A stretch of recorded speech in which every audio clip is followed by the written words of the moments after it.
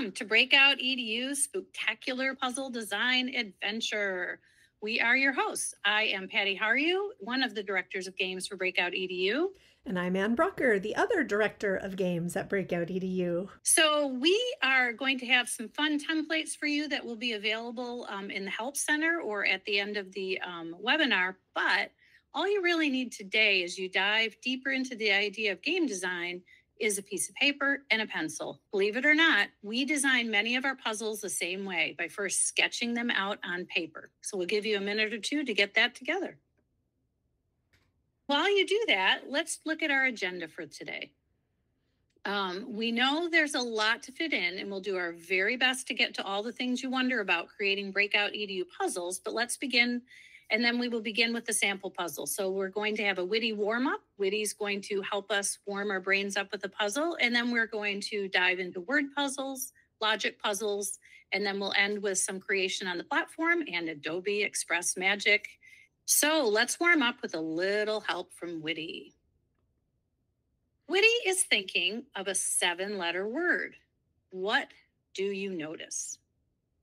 There are 7 different kinds of vegetables and fruit on the ground.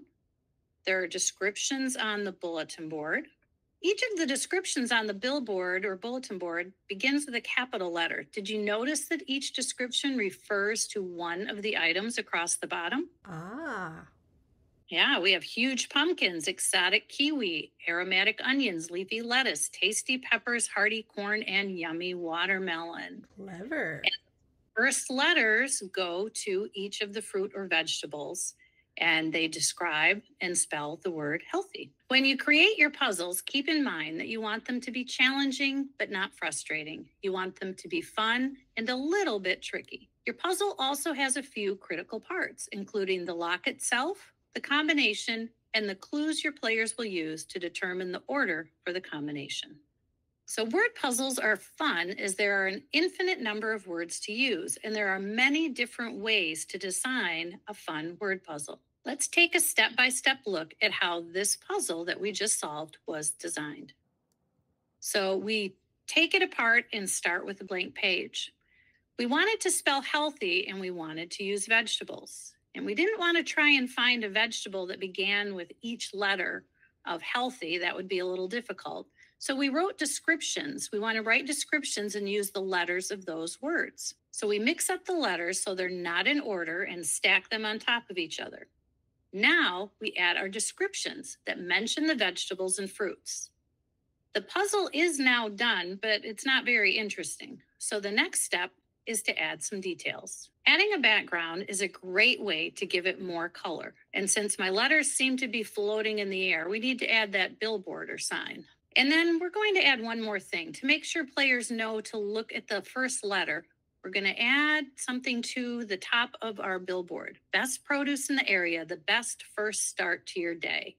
First and start both point players to that first letter in each phrase. And we could up the challenge of this puzzle a little by adding some red herrings or additional phrases that are not used. Maybe a vegetable or fruit that is apart from the group. Witty could be holding an apple. Write down 1 or 2 ideas you have for a word puzzle like this. What word will you create a puzzle around? So think of some different words. It could be your name, Witty's name, could be another fruit or vegetable, some more words that are around eating, snack, delicious, fresh, harvest, or you could get completely away from fruits and vegetables and go with the spook-tacular Halloween theme. So draw a quick sketch of the puzzle idea on your paper to remind you so you can get started on it later. The next type of word puzzle uses the letters in the word pumpkin sign to help us figure out a different word. We add or subtract from the connected letter to find the new letter. The first vine is connected to the P and it says +3 on the tag. This means we begin with P and then count 3 more letters to get to S. The second vine is connected to the U, and this time the tag says to subtract 4. Going backwards in the alphabet 4 letters from U, we land on Q. The third vine is connected to the I. Did you notice how the vines are not connected to the letters of the words in order? The tag on the pumpkin says to add 12. 12 letters after I is U. And if we keep going, In this way, we will spell the word squash. So our scary friends are here to help us with the next word puzzle. The word we want to spell is candy. And we could find costumes that start with the letters in candy or have the letters for candy within the spelling of the words. But we do not want to have the exact letters, and we do want to use these fun characters. So we're going to assign a letter to each character to begin. And to make sure we have the letters in the right order, we are going to give each of our friends a trophy with the place of that letter in the word indicated.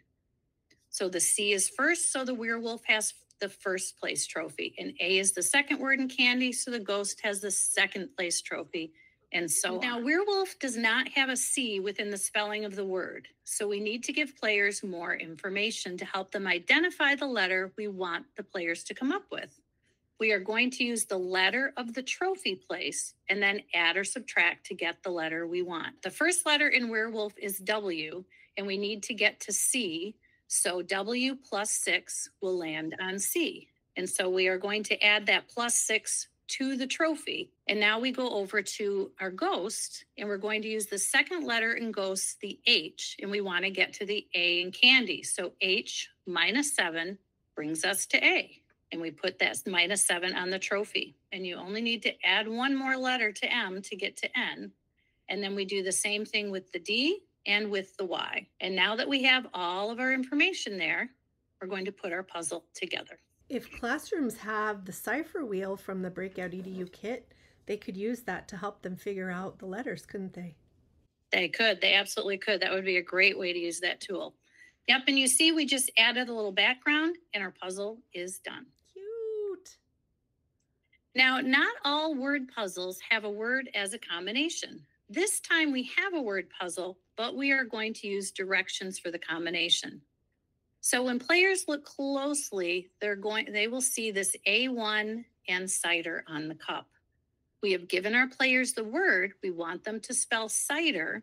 And if they are paying attention, one leaf equals the letter A.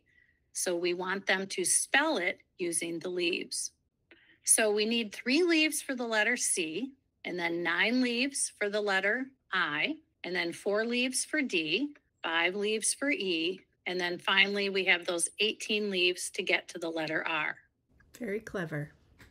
All right, so the next type of puzzle we're going to share is logic puzzles. These are some of my favorite types. They're easy to create and can be very tricky to solve. We are going to use these 5 ghoulishly delicious looking donuts for our logic puzzle. Usually 4 or 5 items is a good number to use in a logic puzzle. Next, we want to assign a value to each donut. I'm keeping it simple, and I'm going to give the donuts the values of 1, 2, 3, 4, and 5. It's a good idea to start simple because you can always make it more challenging later. Next, I need to create my math equations. I'm keeping the donuts with the numbers at the bottom for reference. I will remove them when the puzzle is complete. It's easier to make sure the math is correct with numbers, and then I will replace them with the donuts later. I like to have one equation, this one right here, the 1 plus 1 plus 1 plus 1, that's a little easier for players. That's a little more obvious. That will help them solve the puzzle. I will also add another hint at the end of the puzzle to make sure players are on the right path. Since my equations are correct, I will replace the numbers with donuts. I'm not going to leave any numbers in this puzzle. I will indicate a number to help players in a different way. I will remove the numbers, check my math again, and then remove the key. The puzzle is technically done and players could solve it, but I want to make it a little more interesting and give them that extra hint.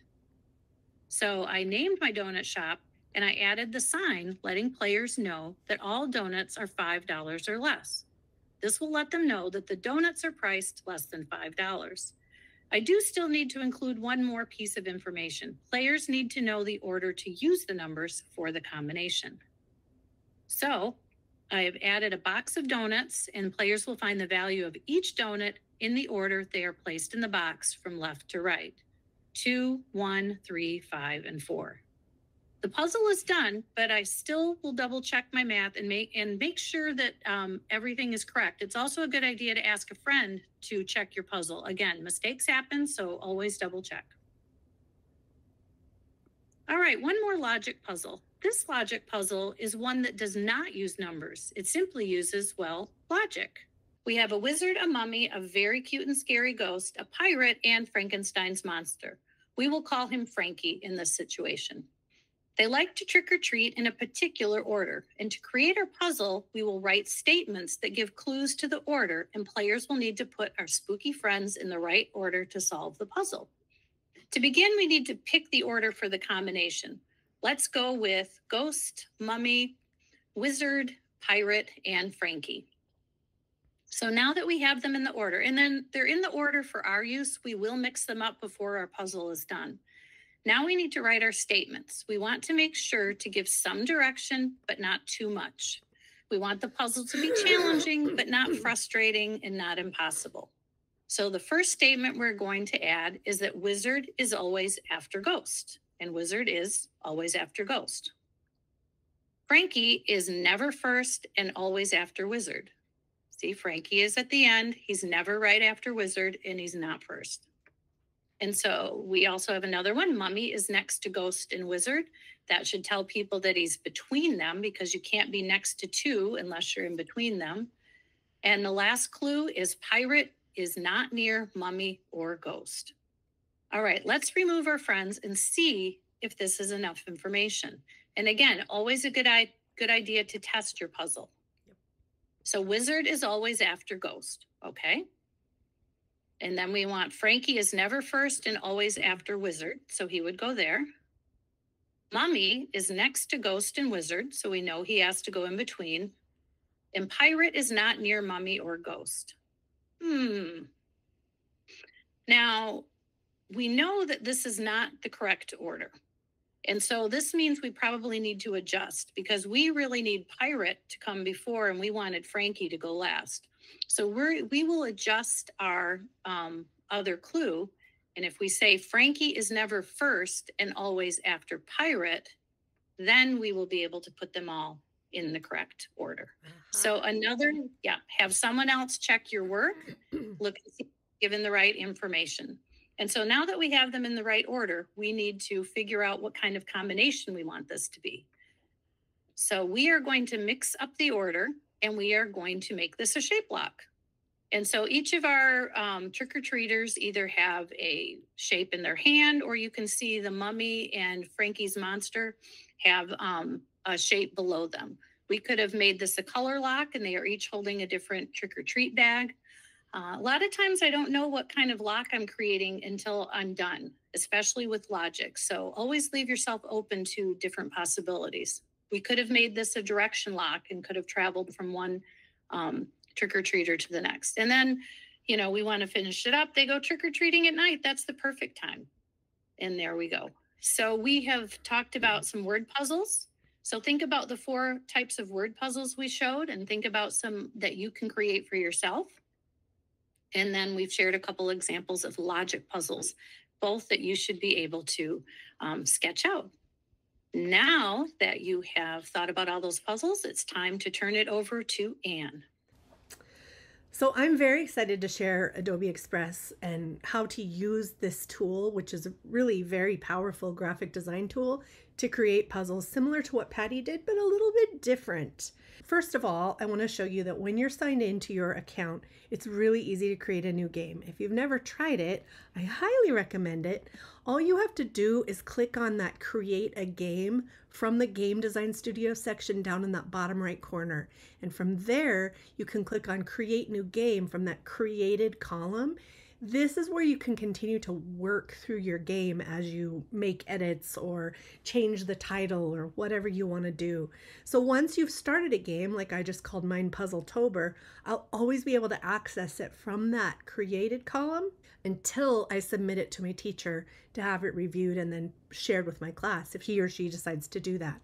So for now, I just called it Puzzle-tober. This will be the screen where you can add the story and add a timer if you want.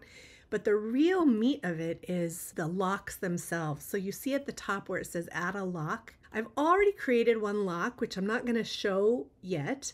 I'm just going to click add lock at the top to start a new lock. And this is the one that's going to be a word lock. So I've been planning my game for a little while. I've already decided I want this to be an ABC or letter lock so that the answer in this case will be a word. Once I've selected that, I can enter any text that will be a hint to my combination and then decide what kind of content I want to appear when the players access my game. And this is where I will choose Adobe Express so that I can actually make the content myself right here in the platform. I just selected Launch Adobe Express. The program opened right there from the platform. Once you're in there, you have a lot of choices and really, really awesome choices. Since I kind of have a specific idea in my head of what I want to make, I'm actually going to let Adobe create it for me using the magic of Firefly, which is the generative AI tool that Adobe has. So after I click on the media section on the left, I just have to pick generate image to get started. So I chose a size that matches my canvas, and then I'm going to take advantage of the reference images because I want the AI to try to match a style of some ghosts that I've made in another program. So I've just added the ghost from my desktop where I had it stored, and now Firefly is going to try to match the mood and tone and texture, color theme of that image. Once I have that image in, I'm going to type in a description of the image I want. I'm hoping for a house with a front porch, kind of a close-up view at night. It just takes a few seconds for it to generate, and then I get to choose. And just so I have a few other options to consider, I'm going to click on Generate More to just have a better list of things to choose from. If it doesn't give me precisely what I want, I can just revise my description. I think this one here is going to work though because I can modify it with other tools if it's not exactly what I want. When I close that generative AI window, I can start working with this image. And the first thing I'm going to do is pin it to the background, which is super easy to do just by clicking. Then I'm going to add my ghosts in there, the ones that I already made, just dragging them from my desktop, which is really cool.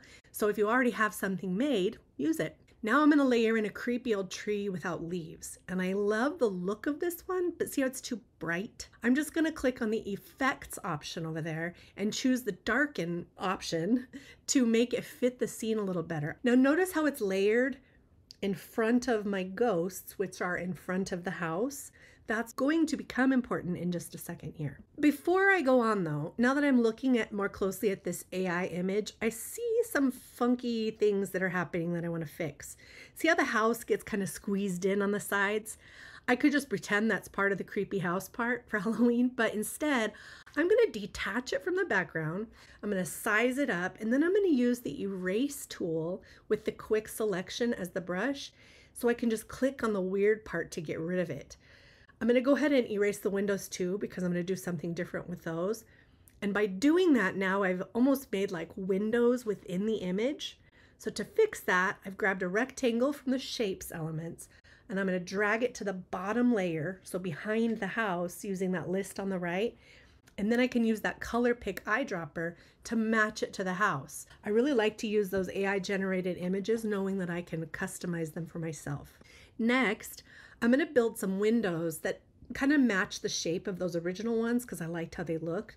So using a circle, which I will recolor temporarily here so you can actually see what I'm doing, and then a square, I can group those two shapes together to get them to move around and behave sort of as one. I'm going to turn them kind of that gold yellow glowy color, which is a part of the hint to my puzzle. And then once I have them looking like I want, I can just duplicate or copy and paste them and then move them around to where I want them to appear on the house, including the door. So now is the fun part. This is where I get to start building. First, I'm going to gather up and select those windows that I just put in, and I'm going to add some animation elements to them. There's 3 types of animation. There's build in, which is how I can make the images appear. Loop, which is what the images do while they're on screen, and then build out, which is how I could make them leave the scene. But since the windows are part of the house, I don't really need them to come in or out. I just want to make sure that I've selected the loop option. I'm going to select the blink option and then use the scene controller at the bottom to preview the animations, but also to extend the duration of the scene. I'm going to stretch this out to 10 seconds so that my players can have extra time to actually see what's happening while this is all going on. Now I have all the windows blinking at the same rate, but I'm going for a different look here that better fits my clue and the combination that I want players to discover. I want it to look a more flickery. So I can adjust this by clicking on those setting sliders that were on top of the blink button there, and then adjusting the options. I can always play that entire animation again using the play button at the bottom to see if it looks like what I'm imagining. See how I get that more sort of flickery look by changing them up. Really fun, Ann. This is really So, putting all of these ideas together and just some of the sample things that I've kind of shown you, I'm going to add several other elements. And so as not to give my puzzle away, I've just sped it up and shown it at super duper speed. The point is I want you to know there are so many more things to click around on and design elements that you can choose from and treatments for each of those options and ways to edit every little part. There are seriously some very powerful graphic design tools that you have access to here. And I'm saying that as someone who does graphic design. This is very, very impressive. You can just play like I have around in here for hours. So I would suggest once you kind of have some ideas mapped out in your mind, get in here and try some things. The important part for us though, and I purposely didn't give you the rest of my puzzle in the creation because I want you to see the finished puzzle, but how to get this masterpiece into a game. Once you have your scene looking like you want it to here in Adobe Express, you can just click on the Add to Breakout Game button in that top right corner. Since I've created a video, I have to change the file type from an image to a video format and then just click Add to Breakout Game. And after a few seconds, you're going to see that video or that image you made appear back in the Breakout platform. And then I'm ready to finish it out with a text clue and a combination, which I won't share, so that when players see my game, they'll have, hopefully, everything they need to solve my puzzle. When you look at this, you'll see that it's hard, but it's not impossible, and it really makes you look and think like the puzzles that Patti showed you in order to solve it. So when you launch that platform and you go to the lock, here's what you're going to see. I'm tall when I'm young, I'm short when I'm old, and once a year I make heavy pumpkins light. What am I? You'll be able to watch that video and see this animation to put that together with that hint to figure out my word. Well, thank you, Ann. That was amazing as always. I always love to see what you are doing in Adobe Express, and I think I need to play with it a little bit myself. Well, and you as well. We make a pretty good team. We should work together, don't you think? We should. We make a great team. Thank you, everyone, for watching today. We hope you've learned a little bit more about puzzle design. Thanks for joining us. And if your teachers have any questions, they can send us a note over at Breakout EDU, and we'll be happy to answer any of your questions. Have a spooktacular rest of the week, and thank you for hanging out with us today.